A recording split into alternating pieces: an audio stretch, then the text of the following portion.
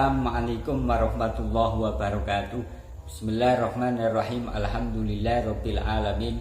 Wala haula wala quwata illa billahil aliyyil azim. Selamat malam, salam sejahtera untuk kita semua. Dan jangan lupa salam waras, salam NKRI untuk kita semua.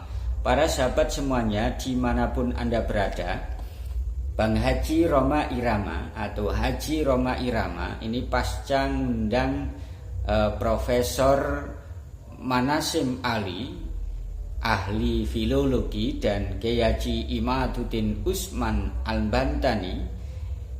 Giliran Haji Rhoma Irama ini ngundang pakar DNA dan salah satu anggota BRIN, yakni beliau Dr. Sugeng.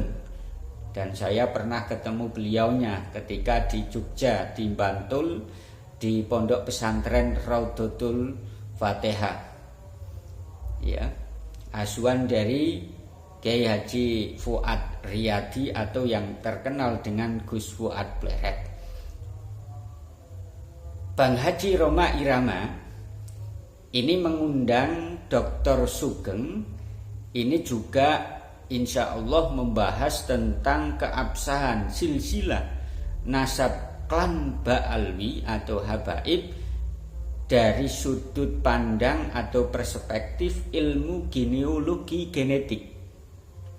Dan ini menurut saya akan juga mengguncang masyarakat atau warga Indonesia bahkan dunia, sebagaimana mengguncangnya Kiai Haji Imaduddin Usman Al-Bantani dan Profesor Manasim Ali ketika diundang di podcastnya Bang Haji Rhoma Irama. Kemudian ya, Haji Rhoma Irama ini ikut ngundang Dr. Sugeng, ahli tes DNA, ahli DNA dan anggota BRIN. Ini sudah tepat sekali. Kenapa? Ada beberapa alasan yang akan saya sampaikan. Yang pertama, sudah kita tahu bahwa Rhoma Irama dalam bahas polemik nasab ini sudah mengundang pakar filologi, yakni Profesor Manasim Ali. Kemudian setelah itu ngundang Kiai Haji Imaduddin Usman Al-Bantani, yang mana bisa kita lihat bagaimana penjelasan dan pemaparan dari Profesor Manasim Ali dan Kiai Haji Imaduddin Usman Al-Bantani yang sejatinya ya, dari penjelasan atau eksplanasi beliau berdua ini sudah jelas, sebenarnya sudah jelas sekali bahwa nasabnya klan Ba'alwi atau Habaib ini terkonfirmasi bukan keturunan Nabi Muhammad SAW. Nah, ini saja sudah, sekali lagi, sudah mengguncang Indonesia. Apalagi nanti kalau penjelasan dari Profesor Manasim Ali kemudian Kiai Haji Imaduddin Usman Al-Bantani diperkuat, ya, diperkuat dengan penjelasan dari sudut ilmu genealogi genetik yang dipaparkan oleh Dr. Sugeng. Ini sangat menarik sekali, apalagi kalau nanti Dr. Sugeng ya ini memaparkan dan menjelaskan kepada publik hasil tes DNA daripada para habaib yang sudah menyebar selama ini. Ini pasti akan menarik dan pasti akan mengguncang, bahkan lebih mengguncang, ya, lebih mengguncang. Kenapa? Mungkin dengan penjelasan dari ahli filologi Profesor Manasim Ali, kemudian Kiai Haji Imaduddin Usman Al-Bantani, mereka para habaib dan muhibbin-muhibbitnya mungkin bisa mengelah dengan menciptakan kitab nasab baru, misalkan dengan mengkanter kitab-kitab ya, yang mana walaupun sejatinya ya tesisnya Kiai Haji Imaduddin Usman Al-Bantani ini tidak bisa di counter atau di antitesis oleh mereka, nggak bisa, itu jelas nggak bisa, ya, jelas nggak bisa, ya, jelas nggak bisa. Akan tetapi kalau nanti seandainya Dr. Sugeng ini memaparkan hasil tes DNA para habaib, wah ini geger ini pasti, ya geger, karena tes DNA tidak bisa tidak bisa direkayasa gitu loh, karena itu sudah paten.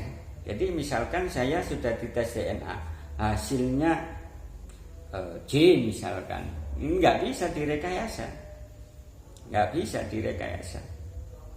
Itu hasil tes DNA.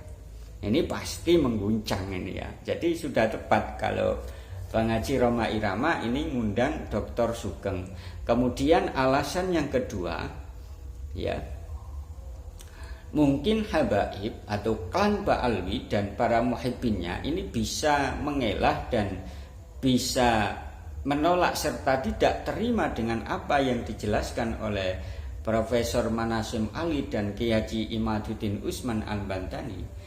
Akan tetapi mereka tidak bisa menolak dari tes DNA, karena tes DNA ini adalah sudah paten gitu loh, ya, tidak bisa direkayasa. Tidak bisa direkayasa. Makanya dari golongan para habaib, dari golongan muhibbinnya, polemik nasab ini sudah berjalan hampir 2 tahun, dan mereka selalu mengelak menolaknya dengan kitab-kitab ini. Akan tetapi ketika mereka disodorkan dengan tes DNA, mereka 1000 bahasa diam 1000 bahasa, diam, ketakutan. Kenapa? Karena memang tes DNA ini tidak bisa direkayasa hasilnya, ya, nggak bisa. Jadi kalau sudah tes DNA hasilnya J, kemudian tes DNA lagi ya J, nggak bisa dirubah. Ya, itu tes DNA nggak bisa dirubah. Makanya mereka ketakutan. Ketakutannya dilihat dari mana dulu? Pak Rizik Syihab pernah mengatakan bahwa yang mengaku-ngaku cucu Rasulullah Shallallahu Alaihi Wasallam wajib tes DNA.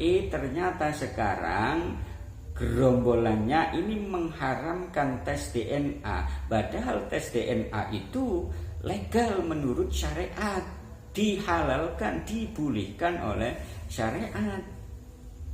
Nah ini, ya ini pasti akan mengguncang ini ya.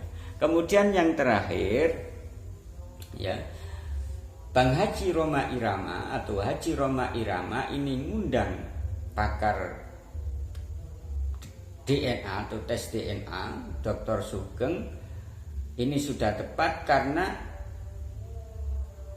Bang Haji Roma Irama ini juga ikut serta mensiarkan hadis Nabi Muhammad Shallallahu Alaihi Wasallam, yang mana hadis Nabi Muhammad Shallallahu Alaihi Wasallam ada 2 hadis yang akan saya tampilkan. Yang pertama rawahul Bukhari, yang kedua rawahu At-Tirmidzi. Ya, ini intinya menjelaskan tentang legalitas tes DNA. Ya, hadis yang pertama ini hadis yang diriwayatkan oleh Imam Bukhari. An Aisyah radhiyallahu anha qalat. Dari Aisyah radhiyallahu anha ia berkata,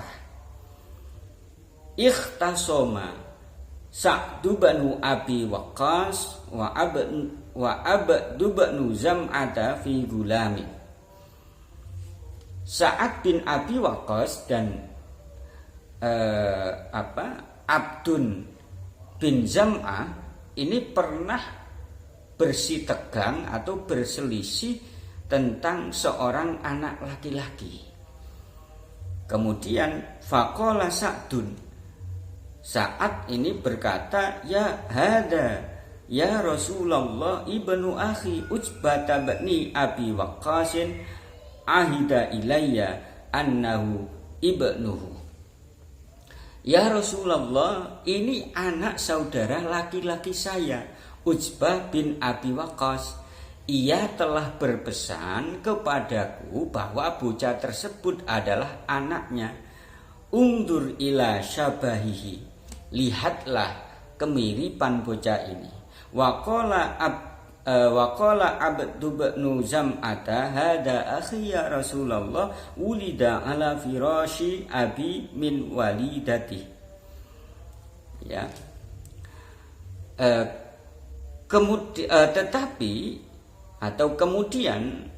Abd bin Zam'ah ini juga berkata, bocah ini saudara laki-laki saya wahai Rasulullah. Ia dilahirkan dari hubungan badan ayahku dengan budak wanitanya. Fanadhara Rasulullah sallallahu alaihi wasallam ila syabahihi fara'a syabahan bayyinan bi ujbatah. Lalu Rasulullah sallallahu alaihi wasallam ini meneliti kemiripannya. Kemudian setelah diteliti kemiripannya oleh Rasulullah sallallahu alaihi wasallam, maka beliau melihat anak itu sangat mirip dengan Utsbah. Ya, faqala, kemudian beliau Nabi Muhammad berkata, huwa laka ya Abdu bin Zam'ata. Rasulullah sallallahu alaihi wasallam berkata, anak ini saudaramu wahai Abdun bin Zam'ah. Al-waladu lil firashi walil ahiril hajaru. Seorang anak adalah milik orang yang berhubungan badan di tempat tidur, sedangkan bagi orang yang berzina mendapat kerugian. Wahtajibi minhu ya Saudah binta Zam'ata falam tarahu saudatu qattu, rawahul Bukhari. Sedangkan bagi dan pakailah tirai darinya wahai Saudah binti Zam'ah. Sejak saat itulah Saudah tidak pernah melihat anak itu lagi. Itu hadis yang diriwayatkan oleh Imam Bukhari. Kemudian yang diriwayatkan oleh Imam At-Tirmidzi, boleh At-Tirmidzi, boleh At-Tirmidzi, boleh an Aisyah anna Nabiyya sallallahu alaihi wasallam dakhala aliyya masruron tabruku asariru wajhihi. Dari Aisyah radhiyallahu anha, ia berkata, sungguh Nabi sallallahu alaihi wasallam mengunjunginya dengan keadaan sukacita, masruron, sukacita, guratan kegembiraan nampak di wajah beliau. Faqala alam taro anna mujazzizan nadhara anifan ila Zaid bin Haritsah. Lalu beliau bersabda, tidakkah kamu tadi melihat Mujazir atau seorang ahli nasab memandang Zaid bin Haritsah dan Usmah bin Zaid, lalu berkata, kaki-kaki ini memiliki kesamaan antara satu dengan yang lain. Ya, ila angkor. Dua hadis ini yang diriwayatkan oleh Imam Bukhari dan Imam At-Tirmidzi memberikan sebuah penjelasan kepada kita bahwa tes DNA itu legal. Ya, legal, diperbolehkan oleh syariat. Sehingga nantinya kalau Dr. Sugeng ini menjelaskan dengan secara detail, bahkan menyebutkan hasil-hasil tes DNA para habaib kalangan Ba'alwi, ini pasti mengguncang Indonesia, saya yakin ini. Dan banyak masyarakat yang nantinya akan sadar tentang hal itu.